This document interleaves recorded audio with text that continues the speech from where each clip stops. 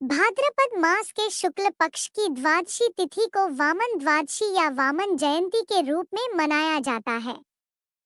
प्राचीन धर्म ग्रंथों के अनुसार इसी शुभ तिथि को श्री विष्णु के अन्य रूप भगवान वामन का अवतार हुआ था। धार्मिक पुराणों तथा मान्यताओं के अनुसार भक्तों को इस दिन व्रत उपवास करके भगवान वामन की स्वर्ण प्रतिमा बनवाकर पंचोपचार सहित पूजा करनी चाहिए। ऐसा माना जाता है कि जो भक्ति श्रद्धा भक्ति पूर्वक इस दिन भगवान वामन की पूजा करते हैं, उनके सभी कष्ट दूर होते हैं।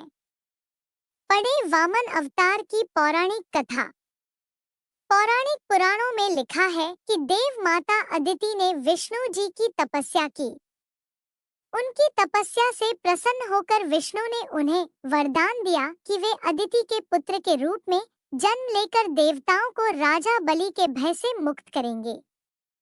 वामन अवतार की प्रामाणिक कथा। एक बार दैत्यराज बलि ने इंद्र को परास्त कर स्वर्ग पर अधिकार कर लिया।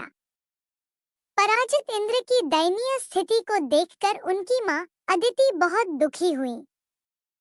उन्होंने अपने पुत्र के उद्धार के लिए विष्णु की आराधना की। इससे प्रसन्न होकर विष्णु प्रकट होकर बोले, देवी चिंता मत करो, मैं तुम्हारे पुत्र के रूप में जन्म लेकर इंद्र को उसका खोया राज्य दिलाऊंगा। समय आने पर उन्होंने अदिति के गर्भ से वामन के रूप में अवतार लिया। उनके ब्रह्मचारी रूप को देखकर सभी देवता और ऋषिमुनि आनंदित हो उठे। एक दिन उन्हें पता चला कि राजा बलि स्वर्ग पर स्थायी अधिकार जमाने के लिए अश्वमेध यज्ञ करा रहा है। यह जानकर वामन वहां पहुंचे। उनके तेज से यज्ञशाला प्रकाशित हो उठी। बलि ने उन्हें एक उत्तम आसन पर बिठाकर उनका सत्कार किया और अंत में उनसे भेंट मांगने के लिए कहा। इस पर वामन चुप रहे। लेकिन जब बलि उनके पीछे पड़ गया तो उन्होंने अपने कदमों के बराबर 3 पग भूमि भेंट में मांगी। बलि ने उनसे और अधिक मांगने का आग्रह किया, लेकिन वामन अपनी बात पर अड़े रहे। इस पर बलि ने हाथ में जल लेकर 3 पग भूमि देने का संकल्प ले लिया। संकल्प पूरा होते ही वामन का आकार बढ़ने लगा और वे वामन से विराट हो गए।